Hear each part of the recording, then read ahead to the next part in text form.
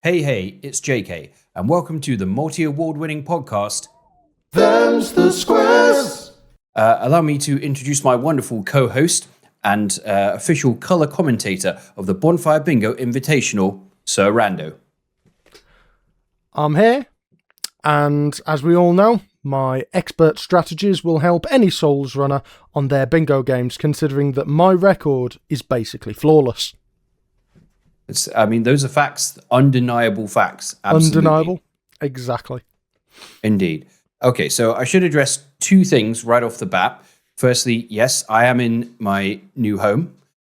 Secondly, I haven't set everything up properly. So if there is a bit of reverb in my voice, that's why I haven't got the acoustic foam that I normally have everywhere. I do have this lovely background, which was literally just the wallpaper in this room when we moved in, Marvel Comics. There also is not a curtain in this room, so if you see the sun shining into my eyes while I'm speaking, that's what that is. So just felt like it was probably worth mentioning those two things. Also, I have a much shorter haircut than usual, and that was not intentional. I went to the hairdressers to get my haircut. I showed her a picture of what I normally look like, and I was like, do this. And she just cut a load more off than I normally would have liked. I kind of was like, all right, let her cook, see what's happening. You know, maybe she's going to rectify this. And then she comes to do my beard, because I normally get the beard trim as well, right? And when she comes to do the beard, she goes off and comes back with her glasses and says, I need to put these on because I can't see very well without them. I'm like, you've just cut my hair, and now you're telling me that without the glasses you can't see very well. So you were just chopping into my hair blind. But so yeah, that was a fun thing. That was a fun thing that happened.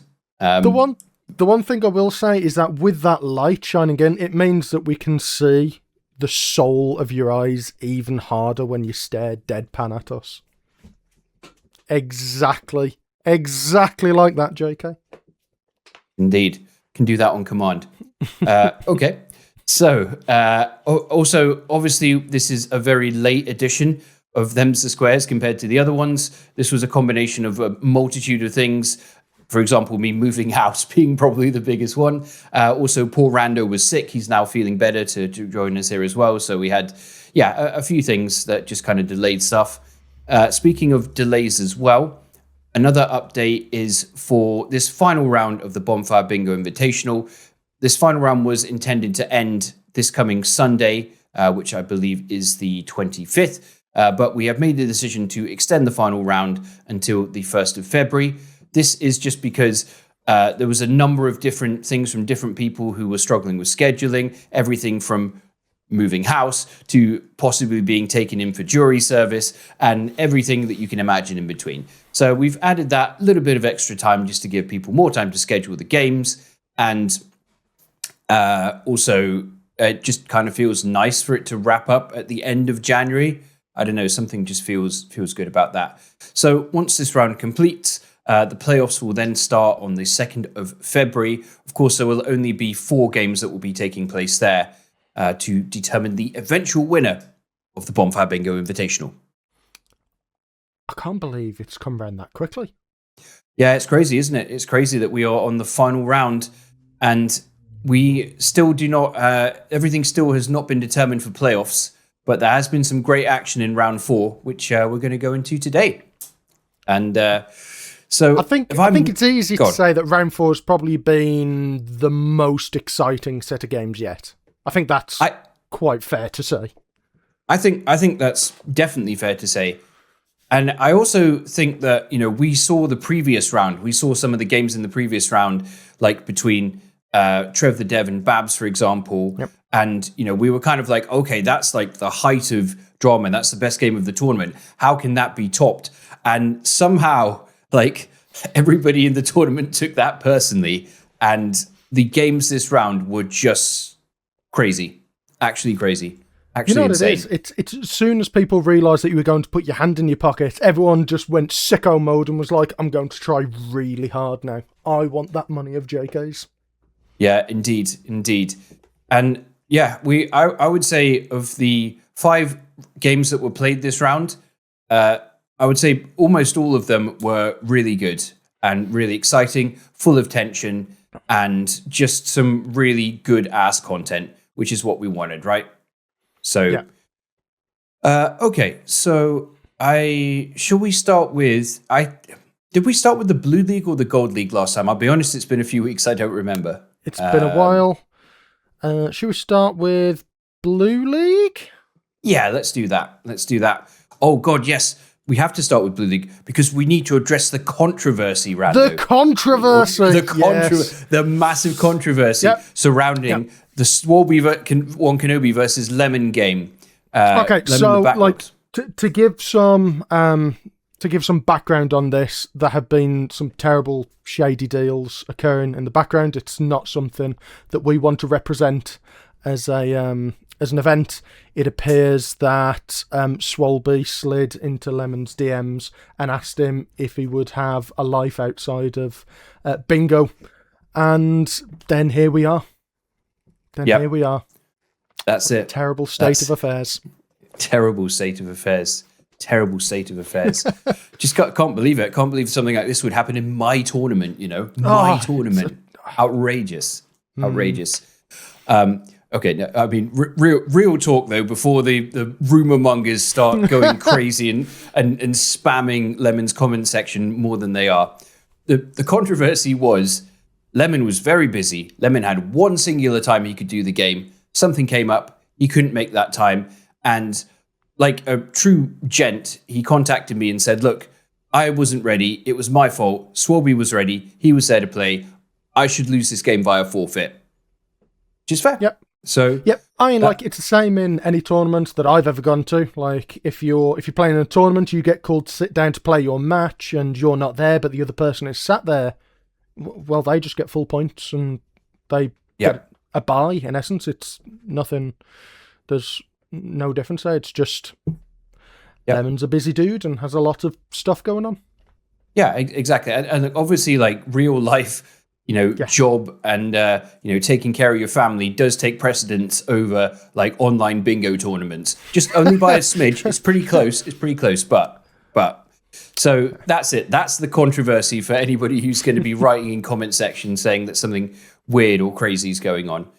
But yeah, that's it. So Swolby, as a result, has 2 points.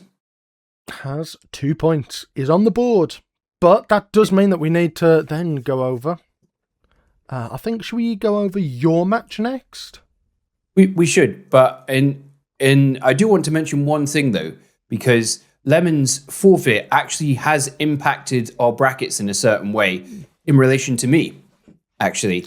Uh-huh. So because of the fact that Lemon forfeited and lost that game, it does mean that I am guaranteed to be in first place in this league, regardless of what happens in my game or any of the other games in the final round. So, because I am, with my last win, I am at 9 points. And the closest person to me is Panda with 6. She's the only person who could equal me in points if she wins her next game by bingo. But even if she does, I would still be first because I'd beat her in our game. So the tiebreaker I would win the tiebreaker, basically. Yep. So that's the impact that's had. But yes, let's go on to my game versus Pancakes. And there's a bit of a story behind this one. So we were originally going to play Elden Ring Bingo, right? And he was kind of saying that he was up for the challenge of it. He didn't really know Elden Ring that well, although he had played it and wasn't a big fan of it. And I was kind of thinking after some of the other matches that have taken place, I don't really want to just win easily. I don't want to just wash someone. And that's not me besmirching his skill or whatever. It's just that I know the game, he doesn't. It's simple kind of logic. So he has repeatedly said, and you can vouch for this, Rando, because you're in the Bonfire server as well, how much he loves Dark Souls 2. Like, dude just lives, breathes Dark Souls 2. Like, or at least that's the way it came across in his messages in our server, right? Absolutely. There'll be people, obviously, Dark Souls 2 is a mildly controversial game to some people, but if there's anyone who's a champion, it's Mancakes. Yep, absolutely. Indeed. He's all about it. And, I've always said Dark Souls 2 is the best Souls game that has the number 2 in the title. I don't think anyone can really dispute that. So, The Dark Souls 2 fans are going to get so angry in the comments. Just rage baiting. And also Dark Souls 2, the hitboxes are terrible and the ganks are much worse than all the rest of the series. Okay, enough rage baiting. In all fairness, like nonsense aside, I will say that Dark Souls 2 specifically has been a very fun bingo game to watch. Yes. Like, yes. As a bingo game, it's actually been really quite excellent. Yeah, it has a lot of qualities which I think make it pretty good for bingo. So, like, I think if you compare it to the other Souls games, Dark Souls 1 is also very tense. But the problem with Dark Souls 1 is the lack of fast travel. So, like, you make a mistake and you go back really far. Yeah. And, like, doing stuff like getting out of Blighttown after you killed Quelaag, either you take the risk of going down there without resting at the bonfire, or you have to climb back up that horrible route with the toxic blow dart people. Yeah. So... but Dark Souls 3, for example, while it has fast travel, it's a very linear game. So it's almost like a race just to one singular point for a lot of it. While Dark Souls 2 has the fast travel and has multiple different routes that you can go, which I think is good. You need that for bingo, right? So anyway, I messaged Pancakes and I was like, all right, look, I want a competitive game. So let's do Dark Souls 2. Okay. And he was like, yeah, cool. I'm good with it. Like, I'm loving it. And so we get to the game. We jump on call for 20 minutes before just to set up. And bro tells me that he doesn't have the game installed. He's like, oh, I don't. So he's installing the game in the 20 minutes before our bingo game. And I'm like, and he's like, yeah, I haven't played this in like a year or two. I'm like, dude, like non-stop in our server, you're talking about how much you love this game, and now you're telling me you haven't played it. And so I'm like, okay, how is this going to go? And yeah, I to be honest, also from my side, we had a massive period of illness within our home leading up to that game. So like I got ill, Babs got ill, Leeds Jr. got ill. It was just a series of stuff, and I was still not feeling great. I was still very tired. And you can see from my play in the game that I'm not on top form. Like I die a lot. I made a lot of silly deaths, and I was like, I'm washed. I'm gonna get destroyed. I don't know how I won. I genuinely feel like I don't deserve to have won that game because I played terribly, but somehow won with 13 squares and a bingo. But which only shows that Mancakes was having a worse time than me. But which is surprising considering how much that he loves and adores the game. Yeah, you know. I don't know, but I think the thing is, I don't think he had, and he YouTube isn't his full-time gig. Like, he has a real job and stuff like that. So I don't think he necessarily had that much time to like practice and stuff. And the thing is you can kind of attest to, but knowing like, playing a game is one thing, playing a game in bingo is a whole different beast. Yeah, it is. There's the stressors and things that'll trip you up that you didn't even think would. You forget things that you know that you shouldn't. It's so easy to make those mistakes. It's almost like the difference. If you've ever played like any Resident Evil games, like the difference between just playing through the game, like on your first run through, and then trying to go for the higher ranks where you're trying to do it to a specific time and there's only a certain amount of mistakes that you can make. It just elevates the tension that much more that you end up doing things and you're just grumpy with yourself for silly things. It's like, I knew that wasn't what I had to do, but I did it anyway. And it's so easy to look back with hindsight and see a million things that you could improve on. Yeah, because I think he saw the board and he chose I forget what it is, the Explorer class, I think that's called, which is the one with the highest ADP. Yeah. And because there was get 40 ADP on there, so he went for that, which makes sense. But he didn't really think about the weapon situation. So then he's in there like trying to kill the pursuer with an unupgraded dagger, which, as we know, doesn't tend to go too well, unfortunately. No. And there's that, and then like I distinctly remember both him and Andy having conversations around that specific thing. It was like, well, it's sort of a case of you kind of need to do it, but it's, going up to 40, you've then sunk all of your souls in there. What now have you got for the rest of everything else? It's a tricky situation. Yeah, it was a tough one. I mean, I shouldn't be complaining. I got a bingo. I got the 3 points on the board. I'm finishing first in the league, so it's cool. I guess this is no slight to Mancakes or anything like that. I guess I had hoped for a bit more of a competitive game, but them's the squares. Them is the squares. And in all fairness, he got to prove just how good Dark Souls 2 is as a bingo game, and got to show off his love for the video game. So maybe he was the winner in the end.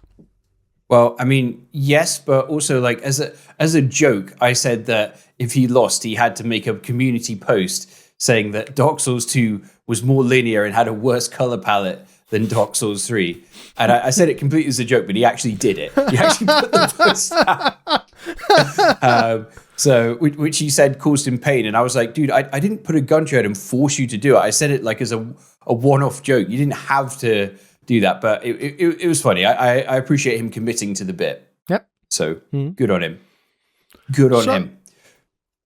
So, okay, so moving on. Next, I believe the last game of the Blue League, we have Baron versus Panda.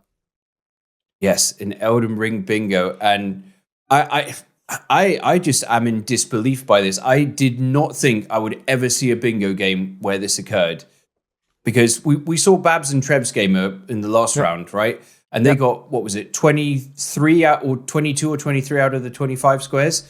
And I was thinking that's as close as anybody's going to get. Mm-hmm. But Panda and Baron proved me wrong because they filled the whole board. Yep. Every single square was marked at the end of it, which is crazy.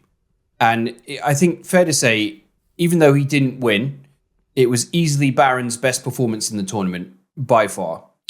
Absolutely. I mean, if I'm honest, looking at like Baron's score, it kind of he's actually to some degree kind of been hosed on multiple occasions.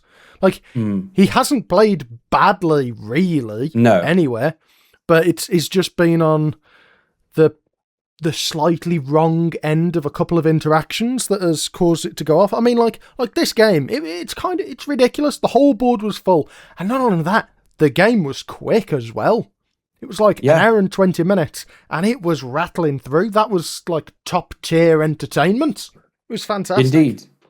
Indeed. Well, they were using Panda's board, which has a lot more stuff, which is closer to the start of the game. It doesn't require you to go to Liurnia and stuff. So they were able to rattle through stuff. And it actually made it almost more tense to watch that we couldn't see what Baron is doing. And then like he'd pop up and, he's lit all the beacons in Shofra to block her bingo there. Yeah. And then she came back and did some stuff and he just kept fight. He just fought to the bitter end. It was a hell of a performance from both of them. And it's the closest game of the tournament that can physically not be topped. There is no way we can beat that. That is the max possible. 13 to 12. 13 to 12 is ridiculous. I didn't foresee that at all. Yeah. Like, going into it. Like, because, that's the game Panda's been playing the whole time. Absolutely crushing people in Elden Ring, and seemingly has only got stronger as the tournament's gone on. And then Baron to come in, like, absolutely storming through as well. That could make an incredible highlight reel just of itself. Yeah, it was great. It was super entertaining game. And yeah, I think both of them should be very proud of that. I think if we may do some awards at the end of the tournament for certain things. And I think if we do one for closest game, this has got to be the winner. Unless another game goes to clear the board. But I think the chances of that happening are pretty slim, I would say. Yes. Oh, you could have some fun awards, wouldn't you? There could be some fun stuff in there. Best anime comeback. You could have all sorts of things. Indeed. I think that's probably what we'll do. So watch this space. Them's the squares will touch on that for sure. So let's move on to the Gold League, and then we'll talk about the final round and the implications of who can go through and who's eliminated already. Yep. So also, just to mention, if you guys want to see all of the brackets and stats for yourself, then the link to our document will be in the description of this video right here. And there is a new tab, which is entitled Stats, which our very own Gamers Weekend has filled in with loads of stats about match times and scores and all that kind of stuff. So yeah, do go check that out because it's interesting stuff.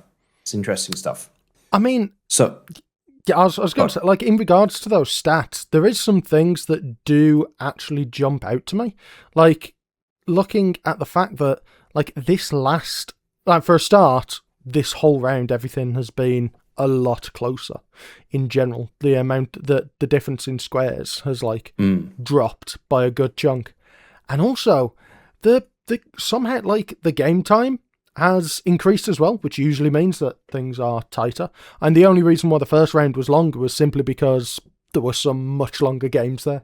You know, there was Skyrim being played at like 3.5 hours.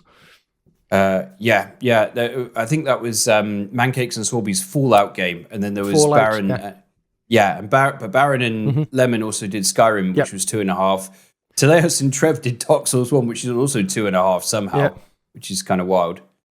So yeah, do check him out, guys. There's some good stats in there. GW spent a bit of time putting them together because he is a good lad. He's a good lad. Okay, so shall we jump right into Le Gold League? The Gold League. Here we go. Yep. Okay, so should we talk about like the super technically cursed Teleos versus Doomwolf and how that all went down? Yes, I think we should. Oh my gosh, so where to begin? So Doom really wanted to do Bloodborne Bingo with somebody, right? And Teleos agreed to it. The problem is Teleos, just to put it in layman's terms, so Bloodborne PC only, PS4, PS5 only, and to really properly stream that through your PC, you need a capture card. Teleos doesn't have one. So Teleos was using his PS4's inbuilt streaming software, which is shit. Yeah, it's awful. It's atrocious. Which is very bad. So he was going to do that to stream it, which I don't know how that would. I think that probably would have been disastrous, but it was somehow working. And the thing that actually prevented them from playing was Doom's capture card not working. So the person playing through the terrible PS4 streaming software was working, but Doom's actual capture card was just not allowing him to stream Bloodborne, which was pretty savage. So just after about 30 minutes of messing around and trying to sort it, they could not get it to work. Doom was gutted because he really wanted to play Bloodborne. He really wanted to play Bloodborne Bingo, and he was denied due to something he just couldn't have foreseen. No fault of his own, really, just tech issues, right? It happens. Yep. It happens. And that wasn't the only tech issue that he had either, was it? No, it wasn't. Oh, gosh. It just... So, yeah, after messing about with several streams, they decided to switch over and play Dark Souls 1 instead, which Doom wasn't happy about because I think he really wanted to play something else, but it was what it was. So they start the game off. They're kind of going back and forth on it for a bit, but Doom does seem to have the obvious kind of lead. But then Doom's bingo board stops working, and he can't click any squares. So they have to jump back on a call, pause the game. He's got to reset the whole thing and finally get it going, which was bit of a disaster to say the least. Not how you want to see these things go down, but it is what it is. Them's the squares. Yeah, I was going to say, it's like them's the lack of squares, isn't it? Because it's the squares that weren't working. Yeah, them's the fucking tech issues, I think would be also like an accurate one. Now, I think it's worth mentioning here that in previous rounds, we've said that the Gold League seems to have a theme each round. So 2 rounds ago, the theme was that one mistake cost you. Yep. The last round, it was redemption. Redemption. And this one, I would say it is clutch. I nearly threw up because I was so excited there. Clutch blocking, right? Clutch blocking of bingos. So because of the new rulings in place, meaning that bingos are worth 3 points, people want to get those bingos, right? And Doom had one set up. And the last thing he needed was to obtain an enchanted weapon. So for those unfamiliar, there are 2 ways you can actually complete that square. Number 1 is going to Rickett the blacksmith with the enchanted ember and with enough green titanite and a blue titanite chunk and a +5 normal weapon and upgrade it all the way. And that will get it for you. The other way is in the Duke's Archives. Deep in the Duke's Archives, behind the hidden bookcase wall, there is a mimic which drops an enchanted falchion. And that's the other way you can get it. So Doom was racing towards option 1, and Teleos was racing towards option 2. But here is, and we saw Doom going down the elevator to Rickett, and he bought his green titanite, he had his blue titanite chunk, he had the enchanted ember, he had the +5 weapon. And we were like, okay, it's over. Teleos is still like in the prison section of the Duke's Archives, right? He's not going to win. Not going to win. Doom gets to Rickett the blacksmith only to realize he is 1 green titanite shard short. Because with large titanite shards, it takes 9 to get your weapon up to +10. So Doom, I think, assumed it would be 9 green titanite shards to get your magic weapon up to +5. But it's 10. He was 1 short. Now, heat of the moment, he didn't think of this, but you can just go back up to Firelink to Frampt. He had some red titanite chunks from earlier in the game when he killed Black Knights. You can feed those to Frampt and you would have got green titanite shards, gone back down. Heat of the moment, he doesn't think of that. He goes to Anor Londo, all the way back there, runs to the giant blacksmith, buys the green titanite shard. As he's doing this, Teleos has just been slowly but surely pushing his way through. And Teleos didn't even know the Duke's Archives that well. So he's like, which staircase do I turn around? What do I do? Where do I go? Chat is directing this poor man, like who's probably stressed out his mind at this point. And he gets down there, finally gets to the Mimic. And Doom is going down the Firelink elevator to Rickett as Teleos is fighting the Mimic. And as Doom reaches the bottom, Teleos kills the Mimic and gets the enchanted falchion, blocking Doom's bingo. That was closer than a gnat's chufflet. Like as I was watching it at the time, I was sitting there like hovering. Whoa, whoa. It was ridiculous. I was about to have a damn near panic attack watching it. Babs was in Teleos' chat being like, Teleos, come on, you gotta go to and yeah, it was crazy. It was actually crazy. Now, Teleos unfortunately was still behind on squares, so Teleos did still lose the game, but he stopped Doom from winning by bingo. Doom won, but it was by majority squares. So Doom lost a point thanks to that block. Thanks to really the fact that he missed that 1 green titanite shard, which... And I think that block mattered as well. It did. It did. It absolutely mattered. I mean, there was no way for him to get bingo after that. That was the last bingo available, I believe. And Teleos fought well. Teleos fought with every fiber of his being for that game. Mm-hmm. And can I just say, what is it with Teleos and Dark Souls 1 bingo? Right? Every time Teleos is in a Dark Souls 1 bingo game, you know some shit's going to go down. You know it's going to be one of the most intense things you've ever seen. Something about those things just merge beautifully together, Teleos and Dark Souls 1 bingo. Maybe we should just force him into doing it. Like, we need a Teleos bingo 24-hour stream, and then we'll always be entertained. Yeah, and indeed, I think we should. I think we could. He has some kind of magic touch for Dark Souls 1 bingo. So, good. Good on him. Good on Doom. And unfortunately, I know Doom would have really liked that bingo. I know Doom was very pissed off about how that went down. But do you want to say it? It's incredibly important. But unfortunately, them's the squares. Them's the squares. So yeah, hell of a game. And I think we'll go over everything in regards to like the standings and that sort of thing afterwards. But that block, looking at the number, it was very important. It was very important. It's definitely left the door open for things. Indeed. Doom would have been a lot more comfortable had he gotten that. Let's say that. So okay, from one very intense game to another intense game, which kind of ties back into what you said about Dark Souls 2 making for good bingo games. Yeah. Which is Challenger Andy versus Trev the Dev, Dark Souls 2 bingo.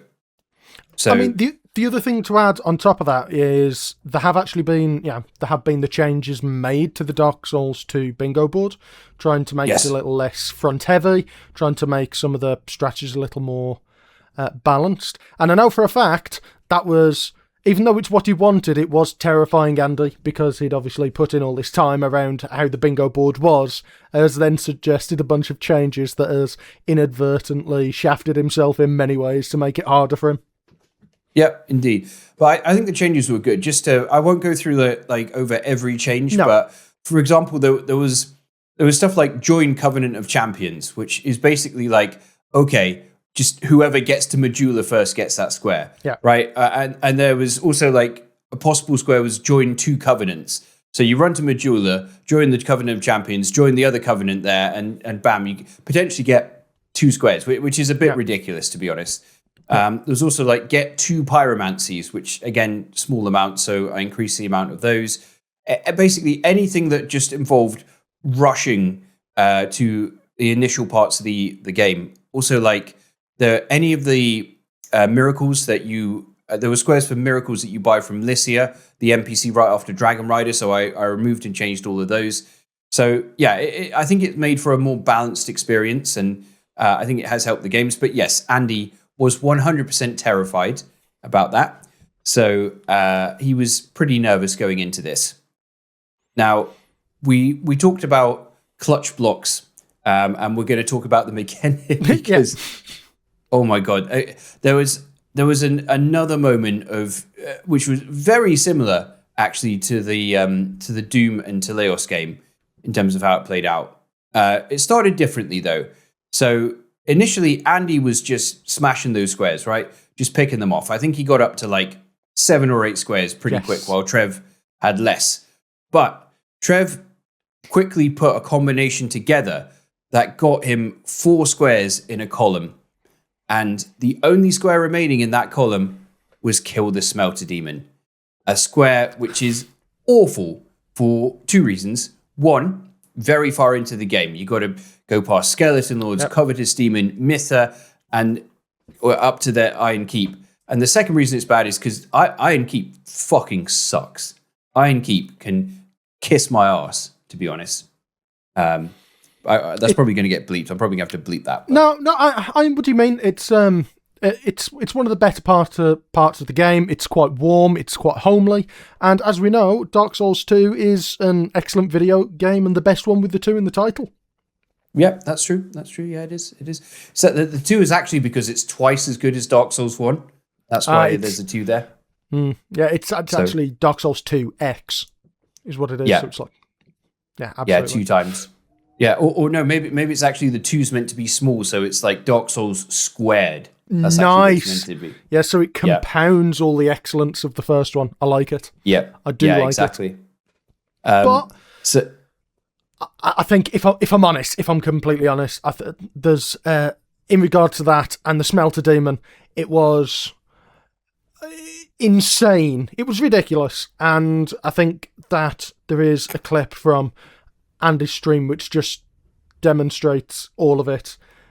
All you need to do is zoom in on his face the entire time and watch what happens. It's cinema. It's wonderful. It is wonderful. There's a couple of great bits from it. There's a bit where Andy's like, I don't think Trev's anywhere near 40 adaptability. And then Trev ticks the square off like 3 seconds later. Yeah. And that was what put Andy in the position where it was kill Smelter Demon. Yeah. Now, the one thing, Andy had killed the Skeleton Lords while Trev hadn't. So Andy did have a bit of a lead, right? And this is also a good example of where the new rules came into play with bingos getting more points. Because Trev probably might have actually won the game if he'd just gone for other squares and got up to 13. But because he wanted those points, he opted to try and race Andy to the Smelter Demon. Even though he had seen Andy had ticked off kill the Skeleton Lords, so he knew Andy had a head start, which was a risky strategy. And the crazy thing was it nearly paid off. It nearly paid off because Andy, he got through Covetous Demon. he got through Earthen Peak despite not really having practiced that area at all, not really knowing where he was going too much. And then he got past Mither without too many issues. And then he gets to Iron Keep. And can I just say that the luck this man had was crazy, because like trying to run through there and get to the fog gate without getting hit by the enemies, because obviously in Dark Souls 2 you can be interrupted going through the fog gate, is difficult. But every single time he ran that, he made it. And I'm like, how?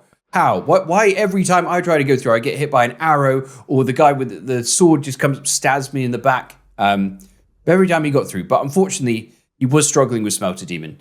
His weapon maybe wasn't as upgraded as he would have liked, and he was really fighting against it, and he did die several times, which allowed Trev to gain some ground.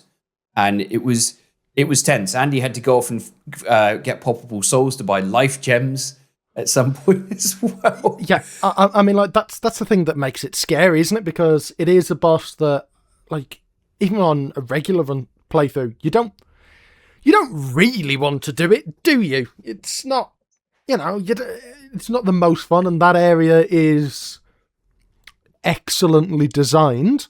So, yeah, of course. I mean, it just is it's not necessarily an area that you want to go through, and then having to do it like 3 or 4 times when there's only the one square left, and it's like, well, at this point I've committed, I've kind of got to go for it, I've poured so much time into it, I have to go for this square. And yeah, I know that final moment of Andy when he got it as well, that was outrageous. It was incredible.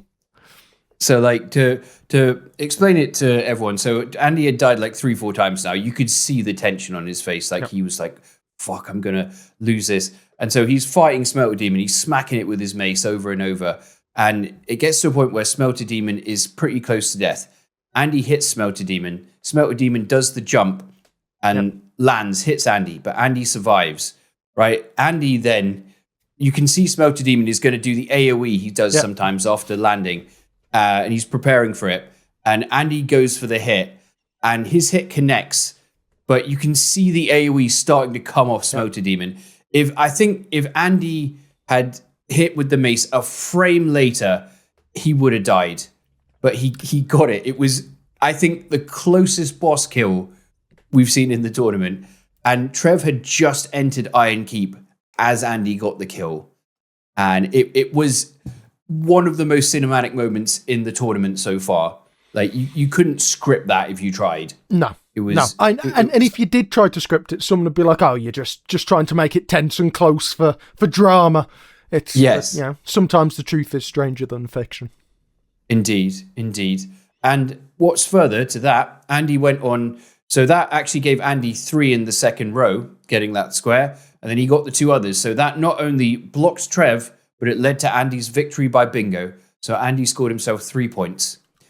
Now, and with that, I think we should talk about the standings and how that's affected everything, because those new rules have made, especially for this league, it's made some big. There's some things that could occur. No one should feel too safe, I don't think. No, indeed. But before we do that, you actually did manage to catch up with Andy after his victory in this game. I did. Now, for those who are looking at the length of this podcast and being like, why is this so much longer than any of the previous ones? Well, I mean, look, if you think a conversation with Challenger Andy is going to be under 10 minutes, then you don't know Challenger Andy. So here we go. Be prepared for a good 30-minute interview with Andy. And this is it fair to say this is a little bit unhinged? There are a couple of moments where the doors do in fact come off the hinges, yes. Okay. Well, let's go to past Rando right now.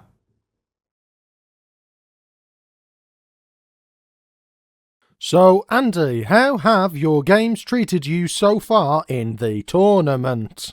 Yeah, I mean, it started my first game, I knew I couldn't prepare much because I was going to move and I had a lot of life changes happen that were unexpected, so I really couldn't dedicate time to practice.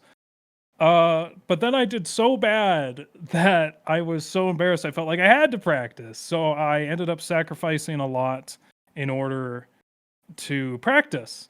And then the match with Doom came around, and I somehow forgot the main part of the strat that I had never forgotten, that I had done like 20 times in a row, and I just forgot about it, and it probably cost me the entire match. And so it was very frustrating to, practice for everything and then all of a sudden forget what the strategy was and just lose.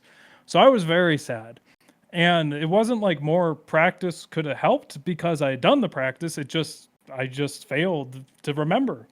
So then the third match came around, which was against Teleos, and it went very well. Just in terms of gameplay, I think the squares were pretty good, and I got to do my strats and whatever. Even though Teleos's gameplay frightens me because it's so risky compared to mine, but that made me feel pretty good. But I already had 2 losses, and then this match came around, and I didn't get to practice much because, of course, I was actually moving, and I had to build this computer like 3 times because of different things that happened. So I only got to practice about an hour for this match total, and the new squares could have completely changed my strat. It ended up not changing my routing because of the boards we got. And I say boards because unfortunately we had to go through like 3. But it did change the class I was using. And thankfully, it did not the practice I didn't have on Cleric did not actually affect my gameplay. And I played really well today. The board was very good for me. I was able to make a strategy really fast. Trev played incredibly as well. And like I said, it does not... All of the squares I got don't matter, because once he got that ADP square, that was the only thing that mattered. And he pushed me to a part of the game that I am super uncomfortable with, and I've only practiced 1 session, and said that practice was so bad that I will never go back there, and that I had to. And it was the scariest moment of my life when I was... I mean, that is the scariest moment in the entire bingo match, when the final hit of Smelter Demon I had to get, I was on very low HP, and he stabbed the ground, and it was just ticking down to when that explosion would happen, and I think I screamed because I was so scared. that was terrifying. It was a very fun match, and I have no regrets about the way I played. Didn't make any major mistakes, which is always great. There's things I could have done here and there, but I played really well. So the main thing that matters for me is if I play very well and as good as I can, and whether I win or lose doesn't matter at that point. I mean, sorry, long answer. Do you think somehow almost going outside of your expected prep, because you've just sort of got to be more spontaneous about it and just go for it? Because it seems like when that has happened and there's been things that have come up, you've actually really thrived, almost to the point where it's almost as if you're like, a lot of the practice and things that have gone into it, because it's so ingrained, any small deviation from that can be quite difficult to deal with. But those things where you've just got to completely throw it out the window and go for it, you've done really well on. Yeah, and I kind of mentioned that's like kind of me as a... Well, I would say me as a person, but kind of me as a gamer, because like the example is perfectly set to this match. I vaguely remember spending many hours fighting Smelter Demon, a blue Smelter Demon, on my ring only run, and learning him to a level that was absurd. I felt like I could see the future, and I'm not bragging, because probably a month later I forgot all of that. I don't remember any of that. However, I feel that there is a certain level of skill with these games that's ingrained in me, that it's like, oh, I'm kind of familiar with, like, I always like looking at how the body moves, and you can really predict how the attacks are going to look. And that's one of the reasons why I hate Elden Ring, because it doesn't make sense. But yeah, I mean, the things that changed with my strat really just affected early game, and I had already built up so much skill. I still did my regular path of Dragon Rider Dragon Rider, Last Giant, Rosabeth is such a powerful combination. And the whole thing is, if you feel comfortable with like the stats you have a lot of directions you can go. Whereas if you get in a situation where you block yourself out of being able to kill things, the run very quickly falls apart. Which I believe started happening to Trev due to his leveling of ADP, although he handled it well. And I believe, I would guess, I haven't watched his entire match yet, but him getting that square, sacrificing all his levels for that, was likely the very best thing he could have done. But I don't know. I don't know if I respond good to random bullshit that happens, because I don't know these games as well as everyone else. Maybe I just have, I don't know, an average level of skill across the games. But I mean, speaking of I feel like I'm one of the most ignorant of the group. No, that's most definitely my runs are. Oh, that's right. I forgot you don't actually play Dark Souls too much, so it's a little different. Yeah. But like you have to remember, people look at the all Gale run and like, man, he must be so good at Dark Souls 3. That was the second time I've played Dark Souls 3, and yeah, I'm probably still good at Gale. And back then, I could have been one of the top 1,000 in the world at Gale. But only at Gale. If the random DS3 Hollow in the beginning comes at me, I'm gonna flounder, dude. I'm really good at super specific things and not the whole game overall. And you've got pretty good at Dark Souls 2 bingo, I think that's fair to say. And Yes. that's not what's happening in your next match, is it? No, it's gonna be Bloodborne, which I have played for maybe 30 minutes this entire, since my Bloodborne run, which was like 4 years ago. However, the skill carries over, and when I played for those 30 minutes, I was pleasantly surprised at my ability to play it normally. So now it's just gonna be, okay, where are all these items, and I have to route it. So I'm very excited to finally play another game. And I know, has Babs run Bloodborne yet? No, she was supposed to. I think she was looking for it, if I remember correctly, but I don't think she has yet. See, I'm more excited because I feel like we'll kind of start more from a similar position of not having practiced it. Mhm. Where if it was like Dark Souls 1, it's like, yes, I've played that game a lot, but I already know I would have to practice Gravelord Sword or whatever that is and all of that. Whereas if we're both kind of starting from Bloodborne, I'm excited to learn it, and I'm just going to do my best. How much prep are you going to put into it? We will see. I can probably put a couple of hours. My full-time job is kind of kicking my ass. But I'll have a weekend, and I hope that Trev is playing against Doom and Bloodborne, because then I'm roping him in. Yep. He will spend hours with me because his match depends on it, or I depend on him. And so we need to work together against Doom. Okay, so you're thinking there could because be if he wins, I win. some secret Bloodborne bingo offline. Okay, I can see that. I can see that.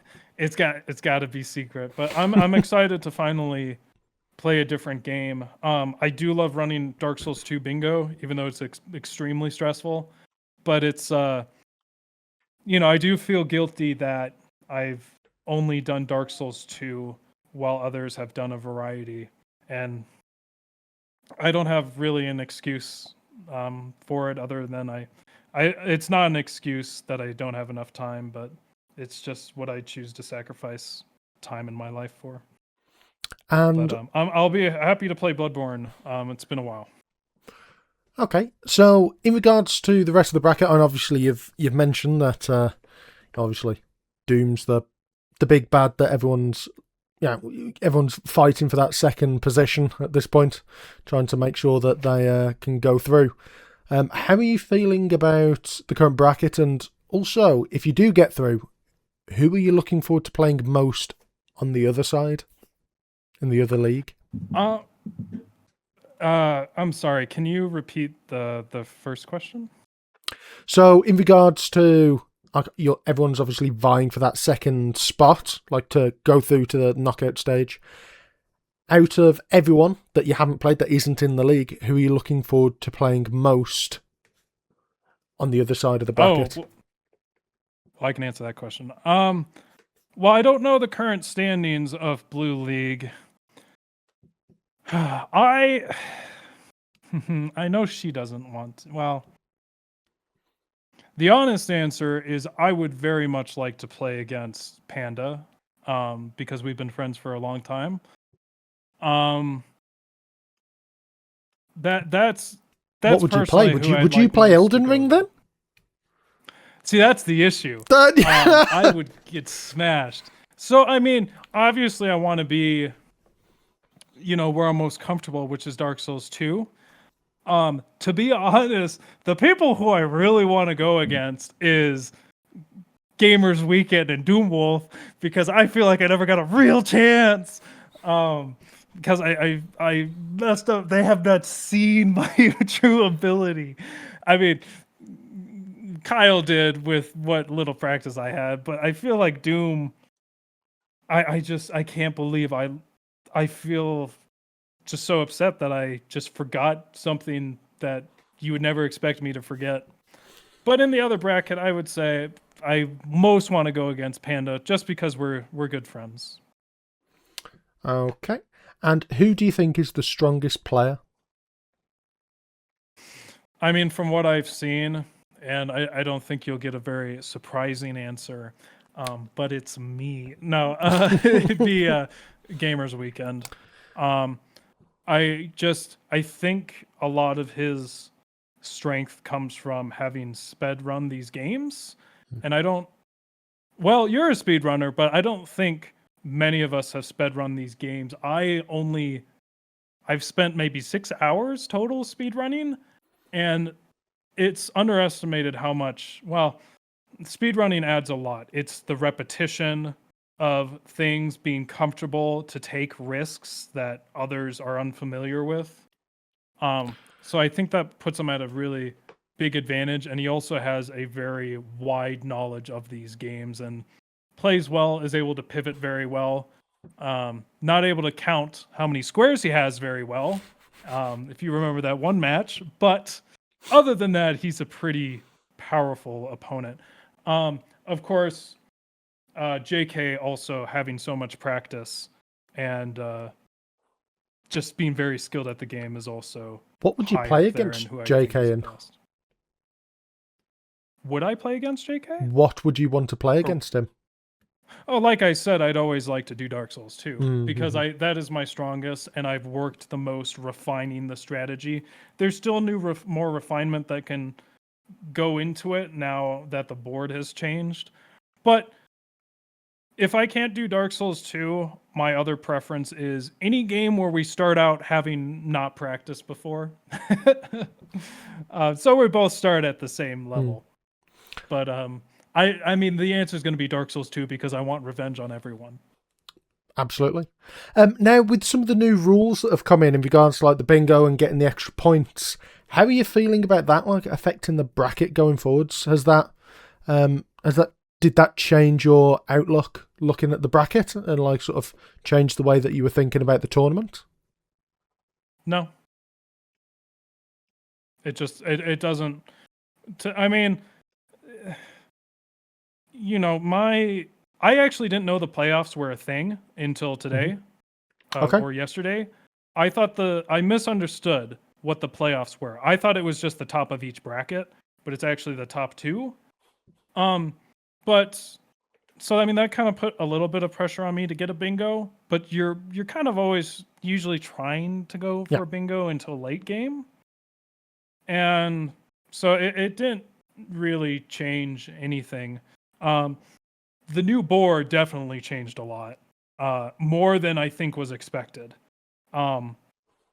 It didn't end up having an effect on the specific board we had, really, except that the fact that Cleric starts having more of an edge compared to Explorer, because that is something that has always been very stressful for me, whether to pick Cleric or Explorer.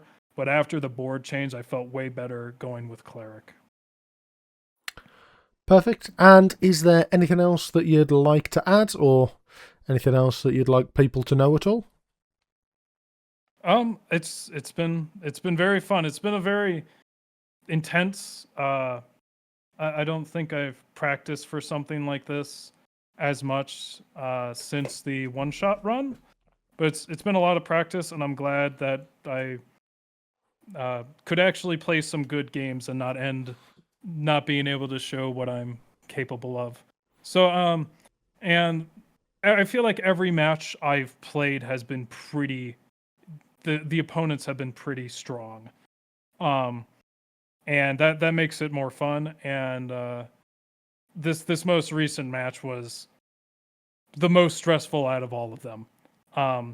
Most stressful, most fun, most rewarding, and it was a good match. So just thanks to JK for putting this all on. It's been great and fun, and I love.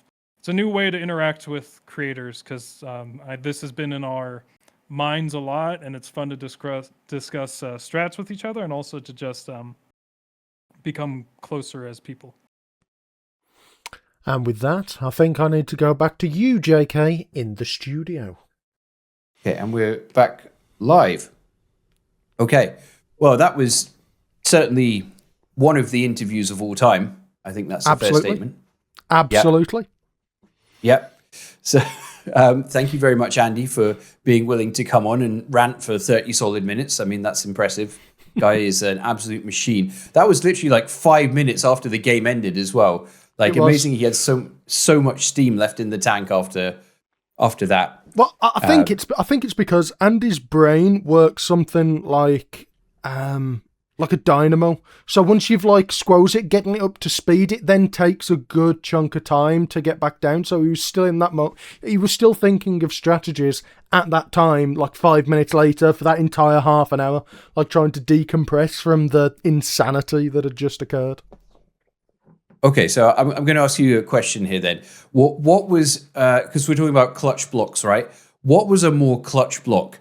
Andy getting the Smelter Demon, or Teleos getting the Enchanted Falchion?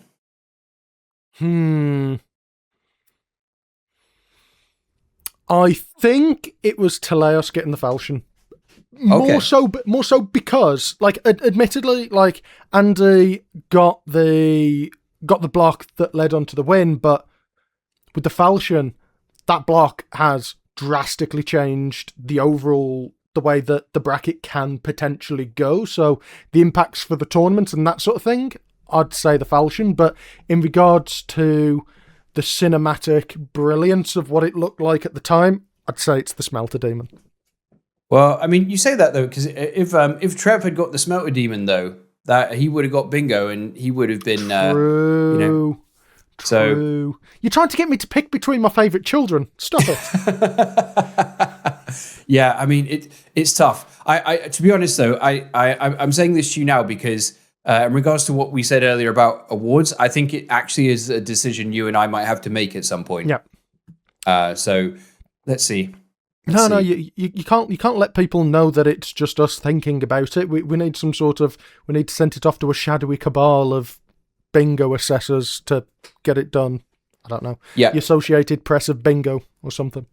Yeah, the high table of bingo, right? That's yes. what we should send it to, the high table of bingo, just so we can bring the John Wick references from the first episode back. Yeah, absolutely. And the other side of that is that sending it off there, I mean, it's the only thing befitting of such an award-winning podcast such as this one.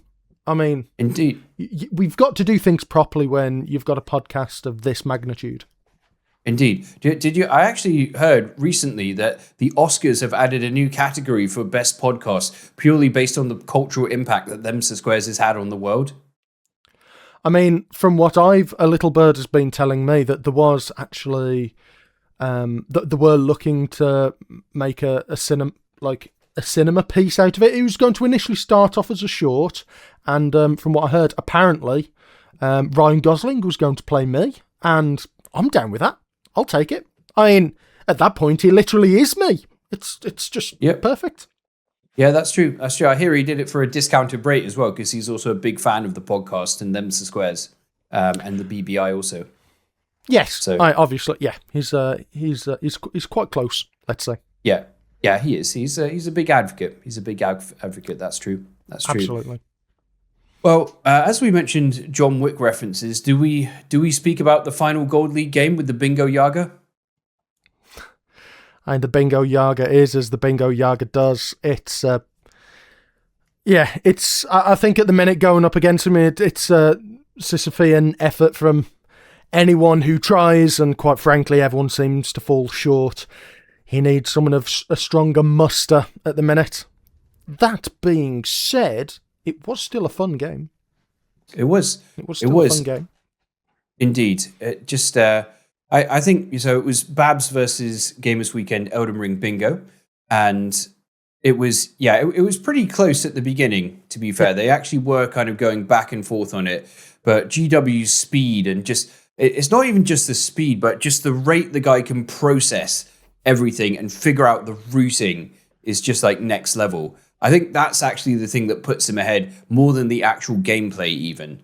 Just the speed that he figures out what is the optimal route to go for stuff. Now, watching him do stuff, that is something that not many of the other competitors will or necessarily can do to quite the degree that he does. It's that he's always on the move, regardless of what's going on. So, like, I know when I've played this, and you'll see some people, they'll come to a critical moment and go, what do I need to do? Do I do that? Do I do this?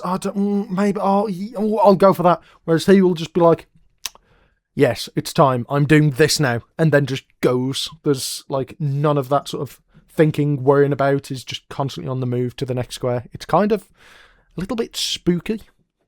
Yeah, it's pretty crazy. I mean, he also, like, he also, like, you know, didn't even really upgrade his weapon for a lot of this as well, which is just mental.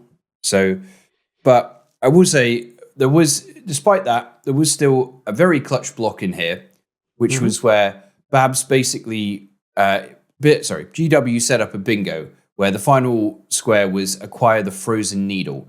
Now, the frozen needle is acquired by killing a really annoying enemy called the Royal Revenant. There's a boss version of it in some ruins. And this thing is a nightmare to fight. And GW, basically, his tactic was, okay, I'm going to leave this square for Babs to get, and she's going to waste loads of time on it, and I'm going to go do other stuff. But he didn't know that there is actually, it's not, I wouldn't even call it a cheese because it's an intended thing. But these enemies are really annoying, but they are destroyed if you use a healing miracle near them. So Babs went to the round table, bought the healing miracle, went and got a talisman to give her the faith to use it, and then went down there and just blasted it in 2 heals and got the square quickly. And if you look at GW's stream, his reaction to this, he's like, okay, good on you, Babs. Like he's legit shocked that she managed to get it so quickly, which was a great moment. Another, again, Babs unfortunately wasn't able to pull off the win against him. You know, she still got 7 squares versus his 13. Yep. But the last square she got was her waving to her cute Jar friend in the Jar village. So it feels like she went out on her own terms, I would say. Yes. So, and again, he came out with, did he score a bingo on that match? I believe he did. Yes, he did. He did. Not 13 squares. It was 12 squares and a bingo he got. So that puts him 9 points. That basically means that he will finish first in the Gold League, and there is nothing anyone can do about it. None of the games in the final round can change that. So yeah. he is up there, and he is still undefeated. He still has not been beaten in even a friendly game of bingo. Someone's got to take him down. Someone's got to do it. Well, there's only 3 more people who will have the opportunity to do it with this tournament. And who might those 3 other people be, JK?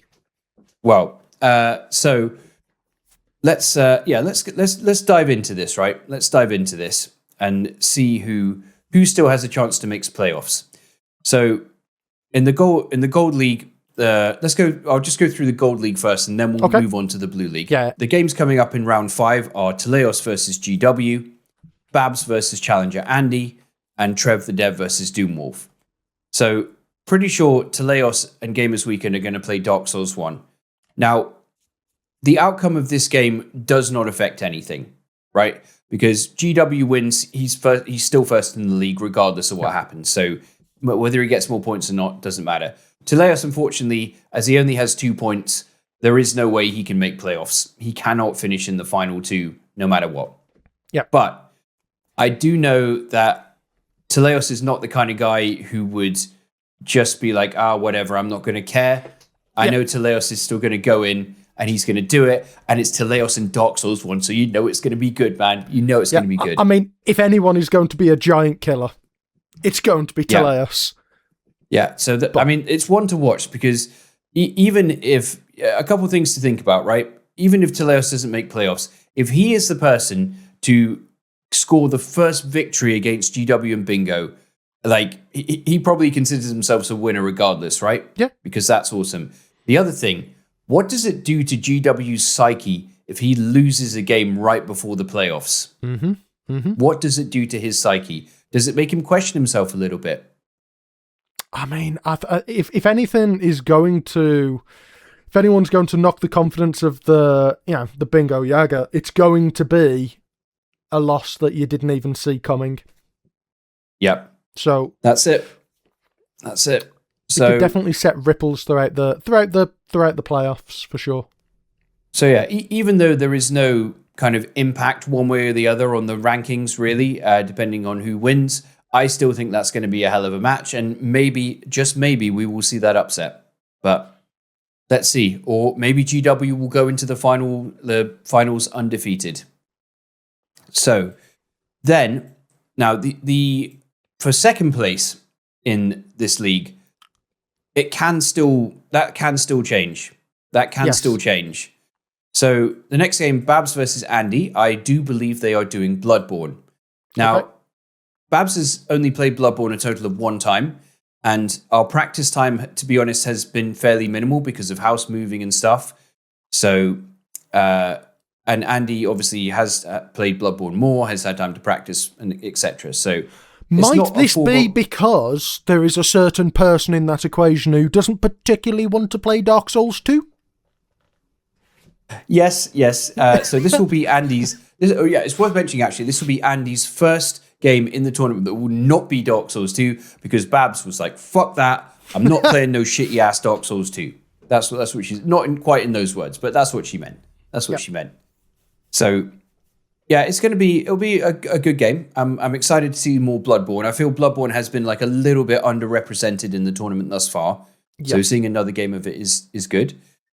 Now, Babs, she has, same as Teleos, she only has 1 win, and unfortunately nothing she does will mean that she can achieve second place and do playoffs. Now, Andy, on the other hand... well, it's more that things that she can do can prevent the second place from changing. Indeed. If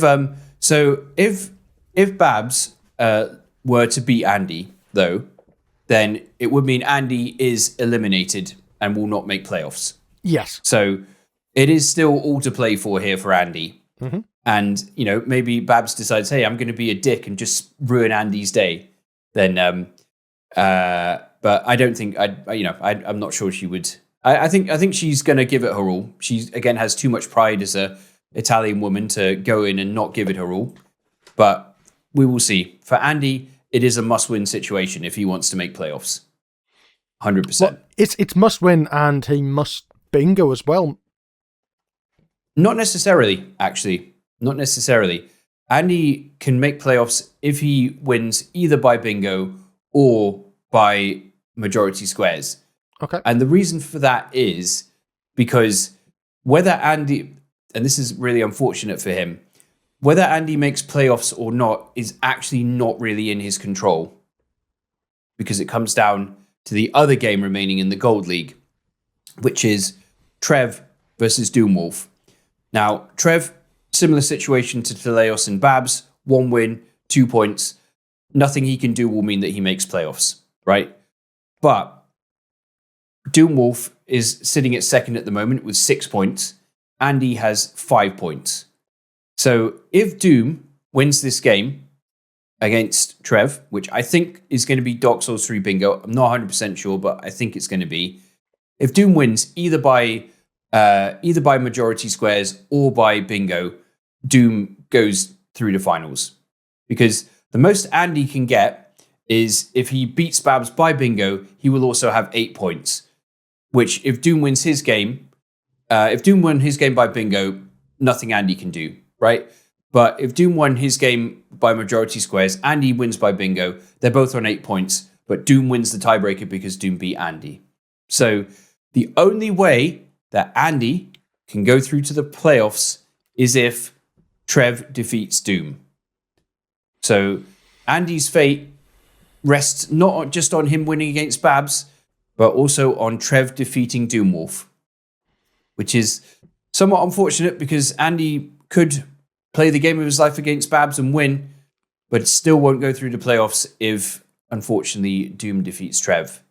So it's a tough one. So effectively, what we're saying is, for Gold League, the person who's guaranteed to go to playoffs is GW, because he is at number 1. Second place will either be Doom or Andy, just depending on how these 2 games shake out.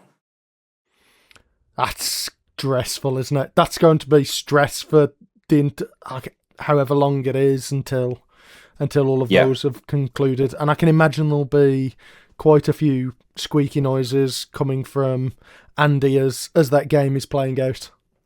I'm sure there will.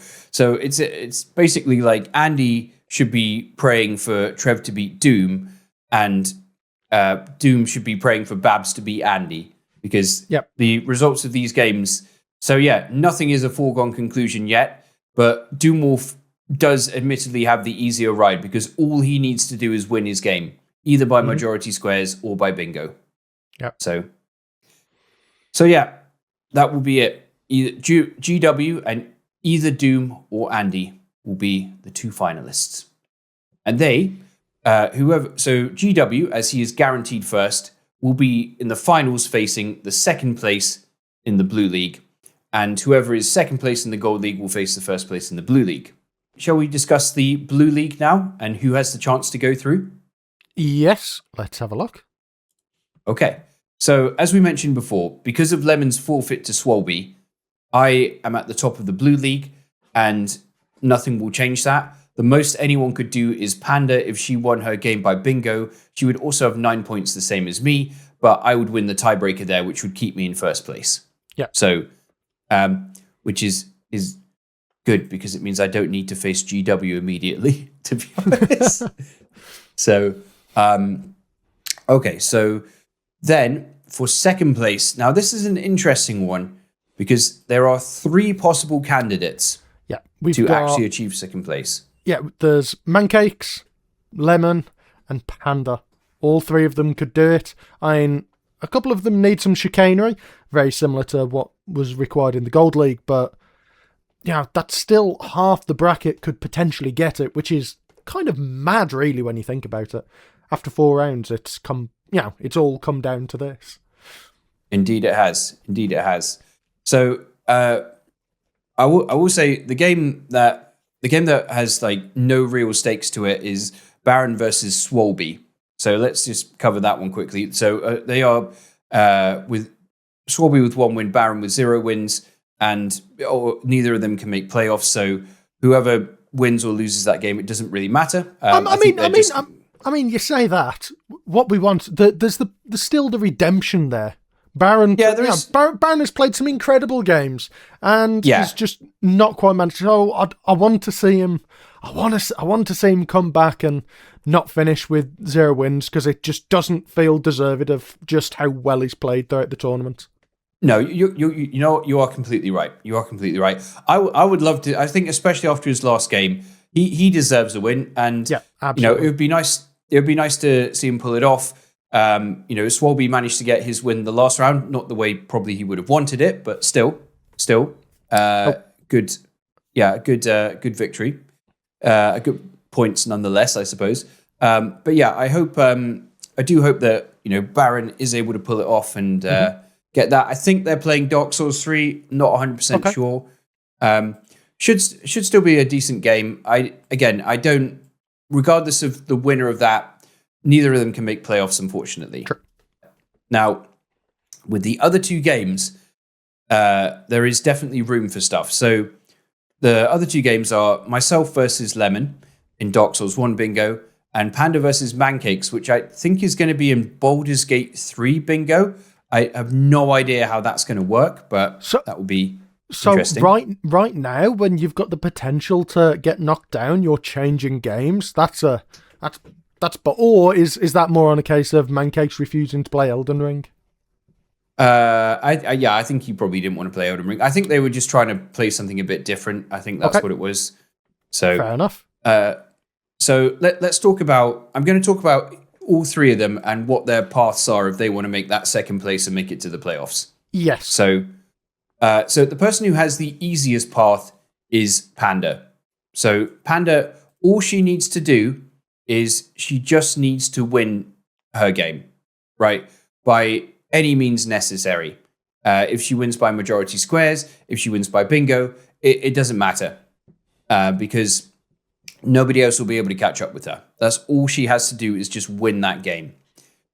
Now, Mancakes has a slightly more difficult one. So he has to beat Panda, and he also needs Lemon to not beat me via bingo, right? Yes. Although there is kind of a complicated situation, which I actually don't know what we do if it arises, which is if Mancakes beats Panda by majority squares, he's on 6 points, right? Yes. So he's tied with Panda. But he beats the tiebreak because he beat Panda. Yeah. But if Lemon defeats me by the majority squares, he is also on 6 points. Yes. So that would put 3 of them at 6 points. But it's a circle, right? Because Lemon has beaten Mancakes, Mancakes has beaten Panda, and Panda's beaten Lemon. Well, so in that instance, you'd probably end up going for something like similar to football, where you'd have like goal difference. You'd have a look at the difference in squares taken on a board between them and their opponents, and do it that way. Well, but does that? I thought about that, but the thing is that would make sense if we were specifically just doing majority square wins. But when bingo's involved, and you win by like just getting the 5 squares, do you know what I mean? I feel like you can't really do it that way, because a lot of the time people aren't aiming to get as many as possible. They're just trying to get 5 in a row. So I'm not sure I think that would only work if the only win condition was 13 squares. Do you see what I mean? Yeah, I see. Yeah, I see that. I think in that instance, the only way to do it is to have a sudden death 50-turn Mario Party game. I think that's the only way that it can be done. I mean, yeah, sure. Look, if we can get them to do that, then crack on. Yeah. So yeah, I don't know. I kind of hope that situation doesn't arise, because anyway, let's just forget I even put that out into the universe for now. And so basically, if Mancakes wins his game via either majority or 13 squares, then he will beat Panda, and Panda will be eliminated. Yeah. In that scenario, then he's got to hope that Lemon loses to me. So basically, Mancakes needs to beat Panda and needs Lemon to lose to me.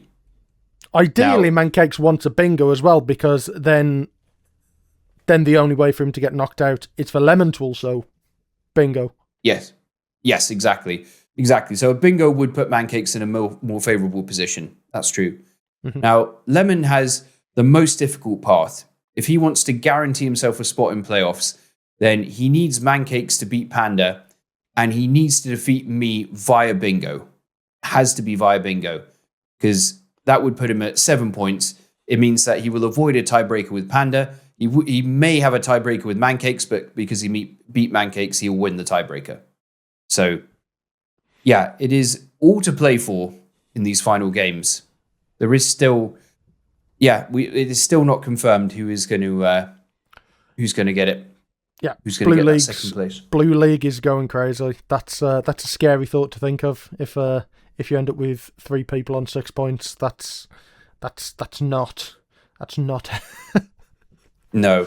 I really let's not even imagine that's going to happen, because I really don't want that to occur, because it's going to. Oh God, the paperwork will be so bad. Anyway, so we'll see what happens. Out of interest, in regards to the playoffs, is it single elimination or double elimination? It will be single elimination. So basically, what will happen is, so first place in Gold League plays second place Blue League. First place Blue League plays second place Gold League. The winner of those 2 games will go through to the final where they face off, and that will determine the winner. That's going to be like 3 stressful games. Indeed. Maybe also we do the losers of those 2 games play off against each other for third place as well. Maybe we do that. I think that might be quite fun. So yeah, let's see. As I said, we know 2 people for definite. We know that myself and GW will be in those playoffs. We don't know the other 2 yet. They will be determined in these final games of the Bonfire Bingo Invitational.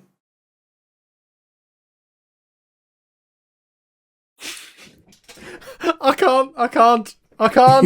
You've got the skills. I can't not crack. I haven't got the ability. I haven't got as much practice as you, wise sensei. If I just hold in that position, would you believe that my camera is frozen or something? Like, could you reckon I could hold still enough that you might think that? Let me see. Can I compose myself? I can't. I'm just thinking about you. Every time I look over, you break me. Every single time. Oh. Okay, can I ask you something? Tell me. Do you do that in your real life to inanimate objects? I mean, not to why would I do it to an inanimate object? No, I do it to. Or do you just stare So you stare directly into Babs's eyes to do it? Well, I tell a joke and then I do that to her, and then she, she like rolls her eyes and she's like, oh. So yeah, we do that. We do that quite a bit, Or sometimes what I'll do is she'll be like brushing her teeth, and then like she's like looking ahead, and I'll just move round the side of her like this until like the stare comes into view, and she'll be like, ah, and just like scream. That's pretty fun. Okay. Okay. Well, so I think probably a good point to say thank you everybody who's been watching and following along with this tournament and supporting in the streams and everything. It's been a real blast. I'm excited to see how this last round plays out and who makes it to the playoffs. And yeah, I hope we have many more good bingo games to come. And thank you to you, Rando, for joining me again for another wonderful edition of this podcast. The award-winning podcast, Them's the Squares. Them is the Squares. All right, ladies and gentlemen, thank you so much for everything. And we will see you next time for the final podcast before the playoffs. I've been JK Leeds. Scary time. Scary times. I've been Sir Rando, and I'll see you next time. See ya, and have a good one.